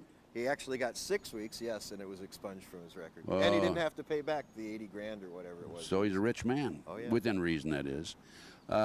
Chip, before we, I want to, let's continue now with the problems involving the court and so forth. Anything else you want to mention? They came after Nancy, your wife. By the way, let me mention, folks, there's a separate interview with Nancy Tatum, which goes into detail, and we talk about Nancy's new book, Joining Club Fed. Joining Club Fed. And that's worth checking out and purchasing and reading, because that substantiates and corroborates what Chip is telling us here right today. Is there anything else you want to mention about the court proceedings? Well, I think the important thing for everyone to know is the United States federal courts are not your friend. They're not, and the United States federal court officers are definitely not your friends, although they would like to let you think that they're on your side. They want to do everything for you and your family, so work with them on this. They're not going to do that. And that's quite evident even today. We see just recently two men were actually arrested on a big anthrax scare. The courts didn't investigate it. They just got from a non-credible source that something was happening, and they went out and arrested them. This is Larry Wayne Harris and Bill Levitt. That's correct. In Las Vegas, Nevada. And now they're finding out that these microbiologists were actually putting together a vaccine for anthrax. You know, they don't think. And I told the new, by the way, I was personally involved in that case. I had interviewed Larry Harris a day before he was arrested on my local talk TV station program, Ted Gunderson Intelligence Report. And the media talked to me after they were arrested. I said, nothing to it. Believe me, it's going to go away. These men are not terrorists. They're talking about defensive protection, not offense. Go ahead, Chip. Well, and that's right. And the court system as it's set up today is not set up as a tool for justice. It's set up as a tool for retribution. Anyone that they want, they can get. And you're going to spend 2 years in jail until you get to appellate level, where you have a little bit of a chance for justice to be heard, but never at the district level. Chip, going back to George Bush, how many conversations did you have with George Bush? Hundreds. Hundreds, when he was head of the CIA? By phone and in person, or both? Not as many, probably about 30 at the CIA, but more post-CIA after 1986, when I was placed into what's called the operational subgroups, where I worked alongside Danish intelligence, Turkish intelligence, British intelligence, Mossad. We had groupings of foreign intelligence officers that worked directly under the Vice President and later the President of the United States. Did George Bush have knowledge about the drug operation coming out of Central America and South America? Yes. Explain. Well, he was in one of the camps. Yeah. Produced the cocaine. Yeah, but did he know about it? He was standing at a press. George was also, in addition to Ollie. George Bush was standing right at a cocaine press. And did he have a picture of that? In a place called Roos. I have a picture of something. Okay, we won't go into that. So George Bush was aware of it too. Ollie North was aware of it. How about Clinton? Bush was absolutely aware of it, and I can say that because on the 24th of March 1985, William Barr, who would later become Attorney General. Attorney General, know him well, know of him well. William Barr actually called Vice President Bush via SATCOM and talked to him about the loss of over $100 million in assets of the enterprise. And we all know the enterprise today as being the company that, or the operation that Ollie North set up. $100 million? And who got their grubby hands on that? It was decided that there were three entities involved, not one particular person, but Noriega had involvement, that Barry Seal had involvement, and that the governor of Arkansas, who was involved in it at the time, Bill Clinton, had involvement in it. And of the three, Seal has been murdered.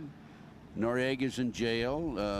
Noriega was to be murdered, though, during yeah, the assault in they took the troops down there in '89 to eliminate him, and he survived by going into, I think, a Catholic church, didn't he? Or right. Well, Bobby Hunt, SEAL Team 2 commander, had orders to go in and shoot Noriega when he tried to get out at the airport. He never showed up there because we told him ahead of time. The CIA told him he's a friend of the CIA. He was an enemy of Bush. That's nothing more than a business deal gone bad. We let him know ahead of time that there was a contingency coming in to assassinate him, needed to get to a safe house. So he chose that particular church as a safe house. The Catholic Church. Catholic Church got cameras out there so that he was safe. And now the only one that's left is Bill Clinton. And did Bill Clinton take the $200 million, $100 million, whatever it was? He got a large portion of it, very large portion of it. However, you know, I'm going to tell you now, Bush is a very vindictive man. I don't think that Clinton's out of the water with it. You know, I think he's still in some hot water, and that could be a lot of the pressure that he's seeing today. It may be a little bit of a vendetta to get even. You never have to get even tomorrow, Ted. In the business that we're in, you never push for something to happen right away unless there's an operational need for that. Time is always on your side. Time down the road, whatever. You're talking about the Monica Lewinsky situation, right? Yeah. Maybe that has something, maybe it doesn't. If you look historically, I know that I was told that Bush was going to leave bugs in the White House when he left. Why would he do that to another president unless he has a personal interest or personal vendetta there? The bugs in the White House, folks, don't mean electronic bugs. You know, the best bug in the world or the best information in the world is called human intelligence. So what you do is you take these career White House personnel and you put them in the White House, and they're listening and they're keeping track of everything that's going on. Well, it's hard to put an electronic device in the White House. If Starr thought that he could take Tripp or Lewinsky and put a bug on them and get them in the White House, all they'd end up was that person in prison for trying to bug someone in the White House. You don't get into the White House with a bug, but you get in there with a brain that can keep that intelligence in it and pass it on. That's how you get in, and that's how you bug the White House. So he always had constant information flowing to him from the White House from career workers in the White House. You know, why did they all of a sudden throw these people out of the travel office? Perhaps they thought that maybe there was a little intelligence work going on there. Probably. Tripp. Clinton, Well, yeah. let's look at Tripp. She was taken out of there right after Vince Foster because she talked about it. Wham, she's out of the White House and into other areas. You know, there's a lot to be looked at that's just overlooked by the mainstream media because I'm told I have a pretty devious mind. Well, you know, it's because I worked for these guys and I know how they think. Chip, as far as Ollie North is concerned, you told me in one of the radio interviews I had with you that you had some recordings, audio recordings of a conversation in the back of an airplane. Was that with Ollie North or somebody else? No, that was with Mike Harari and a man named Raymond Buddy Young. That was actually presented at our SEPA briefing in Tampa, Florida to Judge Adams. The recording was presented. We have transcripts of that, and we've actually put them in the Tatum Chronicles. So now, when you say SEPA, you're talking about your hearing before the judge where you discuss classified information, right? Right. During the course, as we were leading up to the trial, there are certain filings that have to be done prior to a trial and hearings. And in April of 1996, just before the trial, the U.S. Attorney's Office gained information that perhaps I would attempt to disclose classified information from my previous work. So they filed a motion with the courts that required me to file a briefing, an actual brief, outlining any classified information that I would attempt to use in my defense. And then the judge rules on it whether or not you can use it. Then the judge rules on it. He had the decision that the judge has to make under the SEPA requirements is, first of all, is it classified in any way? Second, does it involve national security issues? So after being presented with that material, and it has to be done in a declaration under oath, the materials were provided to them. And let me tell you something, if anything I said in there was false, I would have been charged with perjury. There was never a perjury charge. The issues that were given to him were investigated. I was never charged with perjury or obstruction of justice, trying to say that this happened when it didn't. You know, that's an obstruction of justice charge.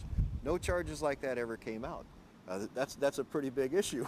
Was the judge sympathetic, you think, and objective? You know, Nancy talks about this judge being a terrible judge, but let me tell you something. It's obvious to me, working in the arena that I work in, he knew what was going on. He made the decisions that he made, so there would be no question at the appellate court that justice was not served. So actually, he probably was your friend then. He's the only reason that I can talk about it today. By him saying that this information was not classified and doesn't have to do with national security, the CIA can't come back on me. National security folks can't come back on me for talking about what I presented to that court at the time. Chip, let's go back, and we've talked about North, we've talked about George Bush, we talked a little bit about Clinton. Did Clinton, do you have any direct knowledge that Clinton had, was aware of the drug operation coming into Arkansas? The direct knowledge is that Buddy Young was actually a advisor to Clinton. He was his chief of security, and he was one on board the aircraft, and he was sent there by Clinton to investigate the loss of monies that had been determined. Additional direct knowledge comes in the fact that one of the people called by Barr was the governor of Arkansas on that SATCOM. He called North, he called the vice president on this 24th of March conversation, and he called the governor of Arkansas and talked to him. So, and governor of Arkansas then was William Jefferson Clinton. So they were talking about the enterprise, about the lost monies. And additionally, in earlier years, and when I was at Fort Campbell, Kentucky, I actually flew several missions carrying medical coolers again with money and drugs in it into Arkansas. Out of where, Fort Campbell? Out of Fort Campbell. It was delivered to us by the 324th Med Battalion. Out of the South America? Out of South America. They were operating in the South America in Honduras. It was flown by C-130 to Fort Campbell. It was marked medical supplies. Donor organs, this particular one was marked. And we were advised to give it to Dr. Lassiter at Little Rock Air Force Base. So we flew it to Little Rock Air Force Base. I opened the coolers. I don't fly a cooler without opening it. I don't fly anything without opening it. Let me tell you why I don't fly coolers without opening them. I was told by Colby earlier that Torrijos died simply because they put a cooler marked donor organs on his aircraft that blew up in flight. So whenever I see a cooler, I open that cooler. And what did you find in the cooler? We found a large sum of money and 3 kilos of cocaine in one cooler. In the other cooler, we found all cocaine. Those 2 coolers were picked up by Dr. Lassiter, who actually ended up being, as we found out in later years, a man named Dan Lassiter, who was convicted for trafficking cocaine in Arkansas. However, he was pardoned by the then governor of Arkansas, Bill Clinton. And did you have any information that Clinton had direct knowledge of that? No, you flew him into Arkansas. Was Clinton there waiting for it, or was there a limousine there or anything like that? We had to wait over an hour and a half for Dr. Lassiter to show up. But when he finally showed up, he showed up in an entourage of vehicles. There was a van, there was a stretch limo, and an unmarked police car. In the coming out of the stretch limo, Dr. Lassiter came forward. He had 2 people with him. One stayed at the car and one came over. He introduced the one that walked over to the aircraft to pick up the coolers as the governor of Arkansas. And the governor of Arkansas extended his hand, and that's the first time I shook the hand of William Jefferson Clinton. He wanted to let me know that the people of Arkansas appreciated me bringing those donor organs. That because he didn't know you'd looked into them. He didn't know I looked into it. Do you have that in your book? Yes, I do. Yeah, that's in again the Tatum Chronicles, right? Okay, Chip. Now, what about the truth serum, truth drug that the CIA used? We need to talk about that. Sure. People can be alert for it. You know, I talked a little bit about in those containers down in South America, the processing that was done, and during the processing of cocaine, there were these little green pod-like things. I would later find out, working on the international side, that these little pods came from the nightshade family. They were used to produce a chemical called a form of what's called scopolamine, but it's a much stronger potion than what is commercially made. This stuff's made from the orange blossoming trumpet from the nightshade family, and we use it. We nicknamed it. It's called Burudenga, the voodoo drug. We use that to drug a target. We can put them under our complete power with a properly induced drug. they'll do whatever we ask them to do, and when the drug wears off, they won't remember anything that went on during the drugging. Used quite extensively. Used quite extensively. Used quite extensively, yeah. You know, every time I hear of an instance, to give you an example where an assassination is committed and someone comes forward and on the political side now, not just in a small town, but on the political side when there are political assassinations like Rabin. I was in prison at the time, but there's no doubt in my mind that was a Burundanga assassination.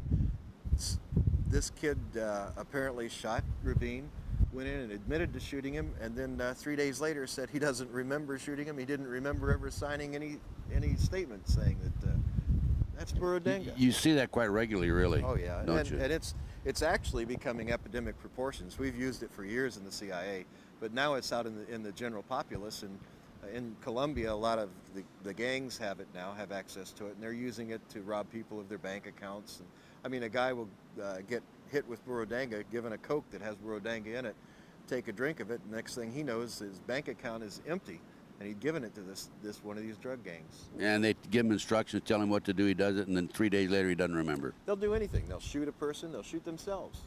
They'll do anything you tell them to do. What about drugs that the CIA uses to induce heart attacks and death? Those are usually two-part poisons, compounds, so that they're not connected to a poison. We can, to ensure that a person gets the first portion, we've gone in and, like in an embassy, in one part of the world, we would put it in a punch so that most of the people are dosed with the first part of the compound, and then you have about 3 weeks before the second part of the compound has to be given to the target, and then that's the first gets into the muscles and in the heart, and it'll show up only as a compound. Once the second comes in, it'll show up in the blood only as a compound, but it actually induces a heart attack. People actually die of a heart attack, and that's why the coroners always report these as heart attacks, because it's really a heart attack, and there's no poison that shows up. It would only be a compound in the body. Chip, is there any other particular areas you'd like to discuss before we conclude the interview? I don't think so, Ted. I think we covered it pretty well. We have said quite a bit. There was one other area I want to ask you about in conclusion then. What about Jupiter Island and the New World Order plans? In the 1980s and 1990s, I was tasked under the Terrorist Incident Working Group to a unit called the Operational Subgroups. Many of our meetings in 89, 90, 91 were held in southeast Florida on Jupiter Island, in a briefing in a home of an affluent woman,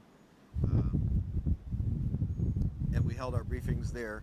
Those briefings would normally follow the G7 conferences and summits, and the reason it would normally follow that is because at that time, remember I said we were working as an international group, not necessarily just U.S.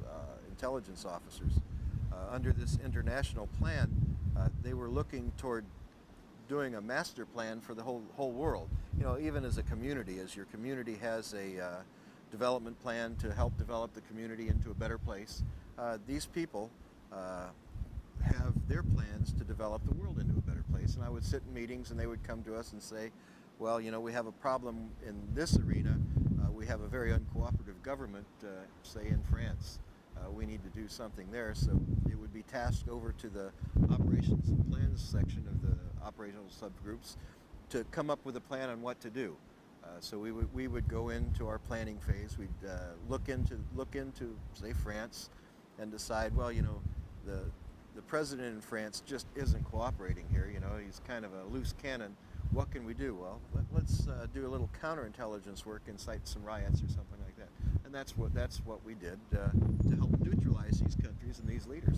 Sometimes we go into a country and wipe out that leader's bank account and let him know, you know. But you had the power to do that. Sure we had. Well, didn't you have a situation in Central or South America where the leader of the country was not cooperating, and he thumbed his nose basically at the CIA, U.S. government, and you said, well, within 2 weeks, your brother or one of your relatives would be eliminated? Is that true? Daniel Ortega, the president of Nicaragua. We didn't have to pose that whole war down there to get him to have elections. All we needed to do was neutralize it, and we knew that all along. We went in. We told Ortega, "You're going to hold free elections within, and you need to announce that." He said, "Well, I'm not going to do it." So our emissary came back and told us he's not going to do it. We sent him back down. Once it was given to the subgroups, we sent him down and told him to tell Raphael, or tell him that Raphael's going to die in 2 weeks. You can Raphael was who? His second cousin. Okay. Good friend of his, one of his best friends. And so he put thousands. He put him in a compound. Was protected by a large contingency of troops. But on the day that we told him he would die, he died. You want to say how he died? Rocket fire. In a car. Well, no, in the compound. It was rocket fire, but we also had people on the ground there too. So whether it was rocket fire or whether it was a bullet to the head, you know. Well, now Jupiter. There wasn't enough left to tell. Unfortunately, now Jupiter Island. Who were? Let me qualify. Okay. Within 2 weeks, Ortega announced that there would be free elections in that country because he was next. Right, and you told him that. We told him that. How about going back to Jupiter Island? Who attended these meetings in Jupiter Island? Had quite a few big names in those, and I'll talk about a couple of those, but I won't go beyond that because I like talking. I like breathing. I like eating. No matter how good my insurance is, I know that there's some people you never talk about. Right. So I won't. George Bush was one who would normally attend those meetings, if not personally, at least through teleconferencing. An additional member that was always there was the man who still commanded me in these operations and who actually recruited me into black operations. His name was Bill Colby. Who's now dead. Who's now dead. Mysterious death. When I walked away, I was told you don't just walk away, and I believe he walked away too, and that's why. Right, mysterious death. Another person who was there who oversaw all of our finances now runs the Judicial Oversight Committee in William the United Hyde? States Congress. Henry Hyde. Henry Hyde. Uncle Henry. Henry Hyde, U.S. Congressman from Illinois. That's the man. So you think you're going to get judicial parity? I don't think so. That reminds me, Chip. I have some other names I could run by you, but I won't put you on the spot, okay? I appreciate that, Ted. Let's see. He's a man. I'm not going to call him. I met him in the White House myself on one occasion. Not General Haig, but somebody else. Let's see. That was 1973 for me. I had another thought that I wanted to bring up, and I'll remember it down the road. Well, here. you had asked me earlier what I'm doing these days, and let me tell you what I'm doing. You know, being a spook by trade,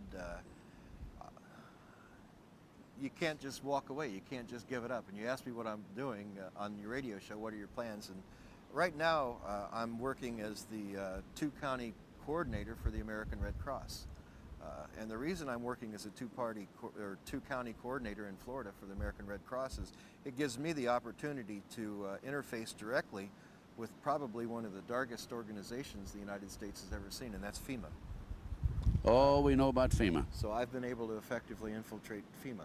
I'm the person who deals directly with them in all issues and sit in meetings with them, and little did they know that they had a spook in their midst. They know it now. Yeah, they know it now. I told them last week in my last meeting with them. Well, then you have some pretty good information, I think, don't you? I waited till I got what I needed, and then I put it on the website. I did a big article on the website, exposed what they have going, how they effectively hope to take over. You know, the big thing with FEMA is if the United States ever goes in to martial law, which can be put in place any time now because of Clinton's recent filings under the National Security Executive Act. Orders. Right. Since he's declared a national state of emergency already, all he has to do is have a nuclear, biological, or chemical threat active, and he can declare martial law. That's going to be pretty easy if he pushes Saddam into blowing up a biological, or if he shows the United States that there are people here, factions here, trying to do that, like they just tried to do with Harris. He can then effectively declare martial law. If he does that, though, the people who really take over the country and run things is FEMA. So you have to make sure, and I don't know that James E. Witt, the current head of FEMA, is one who goes along with this plan. He just, and sitting in our briefings and everything, he's just not one that's going to do it. So. Well, didn't they replace him, or aren't they replacing him? So quietly, last fall, they opened some offices in Washington at FEMA headquarters and brought their Region 6 administrator, a man named Raymond Buddy Young. Oh, we mentioned him earlier, To FEMA. right? Bill Security Clinton's officer. ex-security chief That's right. is taking over FEMA. Well, we'll see what happens in the future. Of course, we know FEMA is Federal Emergency Management Agency, and they have they take precedent over all law enforcement, federal and local, And in the event of military. and military in the event of a national emergency. That's correct. What a very clever plan devised by. That was originally set up by Bush, wasn't it? Yeah, it actually came from years ago, and if folks would ever want to go to the website and read that article, it's available there. It's called FEMA, the Dark Underbelly. What's your website? It's if they'll go to www.2.net and then just click on the Black Ops at the bottom of the page, they'll go right to the website. What about prison camps? You had information about prison camps. When we would fly cross country in Black Ops, in Special Ops, we would normally RO in at different areas. Nellis Air Force Base was one. A lot of military bases where they have large encampment areas that are built. We would RO in. We'd stay in those encampment areas. High security encampment areas. No cargo inside. And they aren't built for cargo. They aren't built to store things. They're built for people. What they intend on doing with that, I don't know, but they're in place. How many prison camps would you say? You know, I know of 5 or 6 that I saw. I also know that the United States Bureau of Prisons is in the process of acquiring land across the U.S. In Coleman, Florida. They just acquired 1,200 acres for a prison, and they don't need near that for a prison. That's a big area. Well, they already have a prison in federal prison in Coleman, Florida. Yeah, that's correct. There's a political prisoner there named Michael Reconasutu, who I'm in contact with regularly. Right. Ex-agency also, by the way. Well, you know, in Texas, there are 8 prisons that have been built in recent years. They are staffed, but there's no inmates there. Is that the case in the prison camps that you were in? Yeah, they were staffed with security, you know, just skeleton crew security. But no inmates. No inmates, no. Watch out, be careful. It's right around the corner, it looks like. And I don't prefer the word inmates. I prefer the name prisoners or convicts. If you're convicted, you're a convict. If you're not convicted, you're a prisoner. Is there anything else you want to mention about FEMA? No, I think that's about it. It's probably one of the darkest agencies that we have. That really, its power is, they have unbridled power to do anything.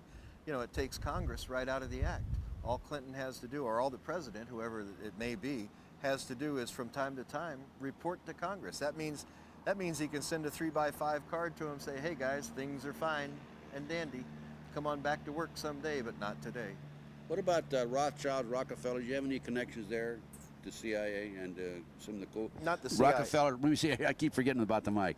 How about the Rockefeller, Rothschilds, and that bunch? Do you have anything that would tie them into the CIA operation, covert operation? Not CIA, but in Black Ops, and when we talk about the G7 meetings and setting things in place, that the powerful families always have input to the politicians that they've placed in power.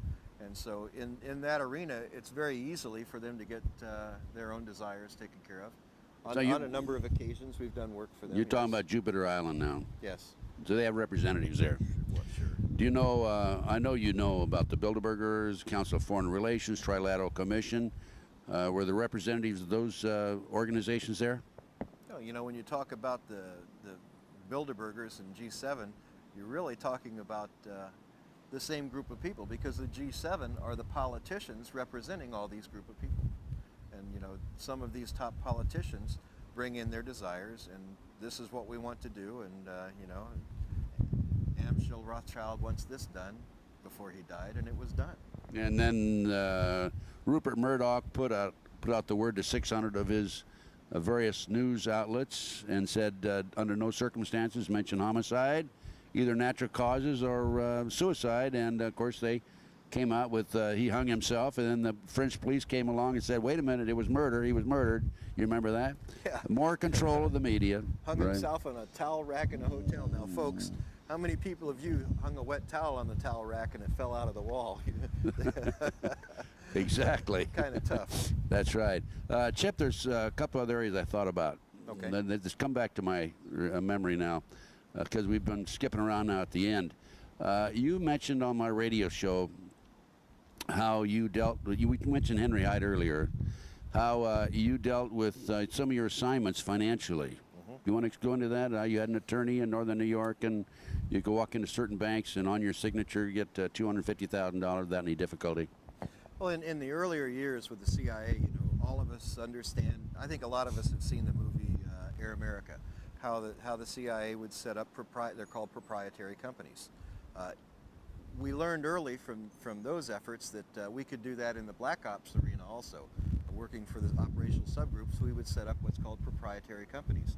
We have trusted attorneys across the nation and around the world that will set up these proprietary corporations as an everyday business, so that we can work an intelligence operation out of who knows, you may be sitting in the Xerox Corporation and it's not really, not that that's it. However, I will say the Wilson family was heavily involved with us in the upstate New York area, and that's the Xerox family, in seeing to funding. We would set up businesses to see that uses covers so that we could provide operations. In upstate New York, we did it because we were working that border area in Canada, bringing weapons and personnel across the border covertly. Into the Indian reservation? There, we use the Indian reservations on occasion because it's a federally protected area. But normally, I just fly low level under radar. It's a non-radar environment, practically. So I just bring personnel and equipment across as needed. You know, both ways. I take people out of the country and bring people into the country. What they did with those people, I don't know, but some of them were pretty top. Well, you know their identity too. Right. So you talking about bringing foreigners in? Right. From other countries, of course, from Europe, et cetera, where they were secretly bringing them in. Where? Meetings in Washington? Sometimes we were bringing in some pretty famous criminals to meet with people too. Mafia? From overseas? From overseas. People that we thought were gone for years and years that we'd bring in for meetings. They're just in sanctuary somewhere. Let's go back to did I state it properly when I said on your signature you could pick up $250,000 cash? On my signature, $250,000. It was set up by an attorney out of Rochester, New York, who was a company man. Is he alive today, the attorney in Rochester, New York? No, he died. Heart attack? I don't know. But he's no longer with us. He shouldn't have had that punch. No, I will say, though, that he was ill, even when he was working with us. But I had a $250,000 line of credit. I could walk in, and the reason we had that is these missions, you know, they're not cheap. You have to hire your assets in, and I would have to pay men from $25,000 to $50,000 per mission to work for us, and that's how it was done. It was done with cash. You know, we don't no say paper trail. Where's your checking account? Here's your at the end of each month. They didn't get a what's it called, a pay stub showing them their withholding and everything. No, yeah,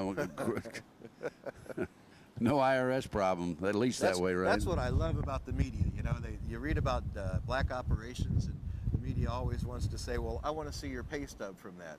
Well, these guys are just about brainless. I don't know any other way to say it.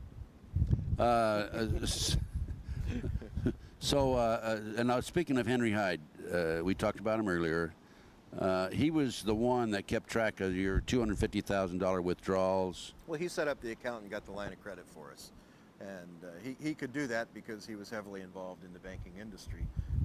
Where the guarantees for that money came from, I don't know. But I know that they always had to have a participating banker in the bank that we used. And this particular banker was one of the vice presidents of commercial lending. So, Chip, let's go back now. And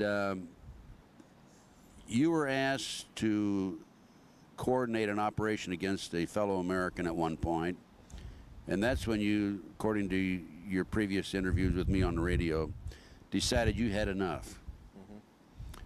Tell us about the meeting that you attended where you announced that. Well, you know, Ted, this was simply the final straw. I had been asked on numerous occasions to participate in operations against American citizens. From the time I joined the operations subgroups in '86, they targeted U.S. citizens, they targeted foreign citizens, and in the intelligence community, fair game for us, our targets were what we thought of as criminals, intelligence officers and politicians around the world that we target to influence outcomes of certain things. But when they started targeting U.S. citizens, you know, having been a target at one time myself in Vietnam, I was a target. You're a little sensitive then. I'm very sensitive when it came to that, and I told. Not to mention when they targeted Nancy. Yeah, that's right.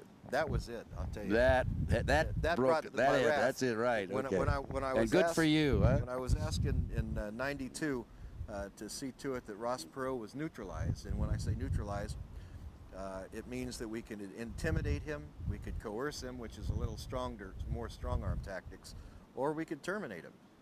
And the man who actually gave the order to do that was George Bush, the President of the United States. And this was in a meeting you attended. It was in Jupiter Island. He wanted Ross Perot neutralized. I went to a friend who's a federal officer. I walked out that day. I dropped a tape on the table. It had been my insurance policy, and I so that they could see what I had, I let them know, this is what I have. If I die, it'll come forward. Now this is you're in a meeting and you said, I've had it, this is enough. Put the tape down, hey guys, I'm leaving, you left.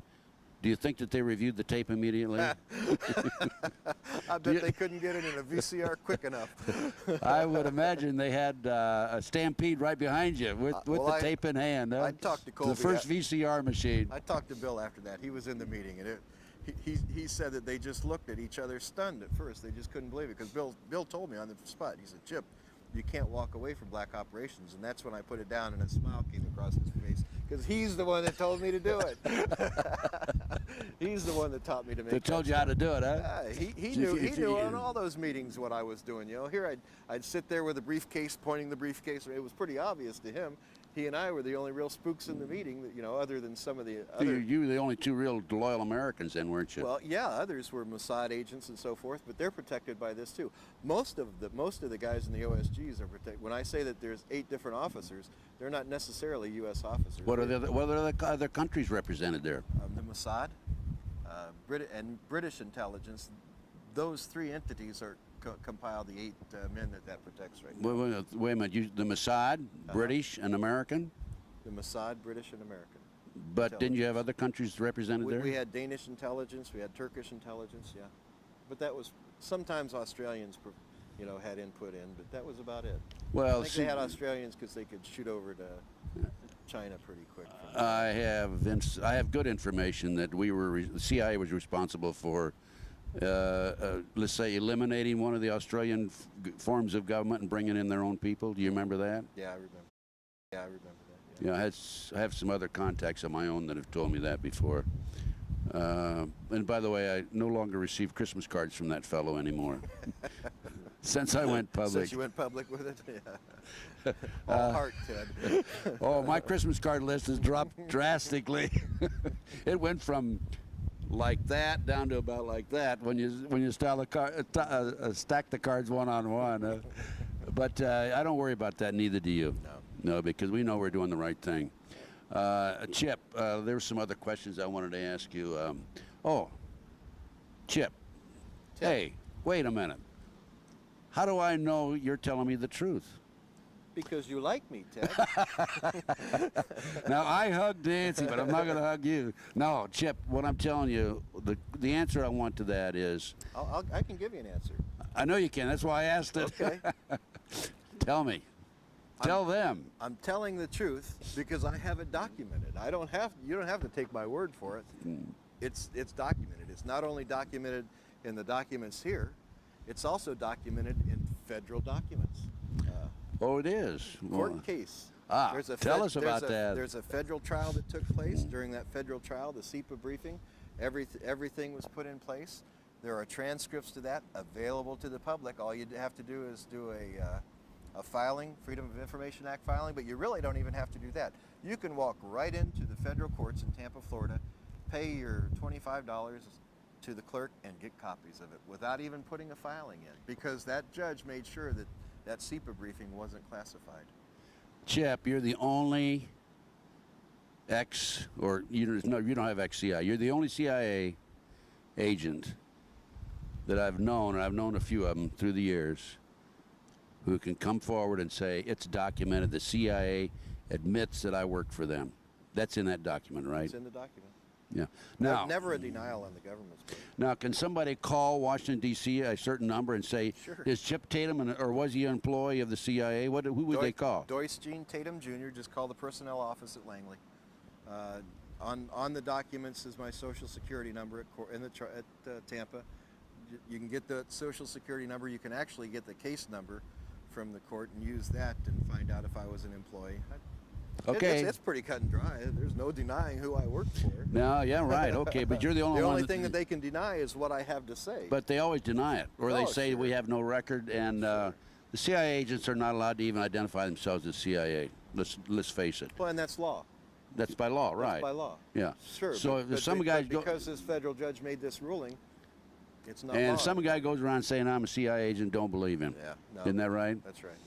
And I've heard of this. Okay, before we discuss Nixon's darkest secret book, we've already talked about Tatum Chronicles. And Nixon's darkest secret is Operation Red Rock. Operation Red Rock, Right. which we went in detail right in the beginning. You bet. Is there any other comments you want to make or anything else you want to discuss? Well, we've sent Operation Red Rock out to publishers around the United States, but there's some liability problems because I name the names, and these are pretty powerful guys. A couple of them are still alive, so it's difficult for them to do the publishing, so we've self-published. But the remarks that I get back from everyone, including Hollywood, is this is one of the best reads we've ever had. Oh, are you kidding? Really, What a really great an movie. exciting book. Yeah, what a great movie. So we do have someone who's willing to go forward with a movie on Operation Red Rock now, but we're going to have to fictionalize it a little bit so that there's not that liability. Are you going to have a movie of it? Yes. Oh, great. Yep. There'll be a movie within the next couple of years, I'll say. Ah, great. Fantastic. And They can get that by calling our 1-800 number, 800-201-7892, and ask for extension 58. Just tell them you want Nixon's darkest secret or Operation Red Rock, same thing. That's one of the darkest secrets of Nixon's life, the fact that he ordered 13 American soldiers murdered. And of course, they can also order the Tatum Chronicles. Those Tatum Chronicles got me charged with treason, Ted, and thrown in prison for 2 years. I think it's worth looking at if you people would like to order the Tatum Chronicles. Again, 1-800-201-7892. Make copies of the documents, give them to the media, challenge anybody. Show me where they're wrong. They can't do it. Okay, also, folks, you can purchase this video. I know you're looking at it right now, but if you want some for your friends, or your friends want to purchase this video, call 1-800-201-7892. Extension 58, and it's available. Just talk to the operators. They take MasterCard, Visa, and personal checks. And I will also make these available through my flyer and catalog and so forth. So we'll two-time them, Chip. You bet. Get it out around the world. That's right. Okay, listen. Congratulations, Chip. It's always a pleasure talking to you. We'll have another 26-hour interview on my radio show in the future. Okay. Every time I talk to this man, he comes out with some new information. But thanks for appearing on the Thanks, Ted. on the mic and in front of the video. And God bless you. You're a great American. And I'm real proud to say that I know you and have really worked with you indirectly. Thanks. Let me say one last thing. Marine Recon all the way, boys. Yes. Thank you, Marine Recon. See you later, folks.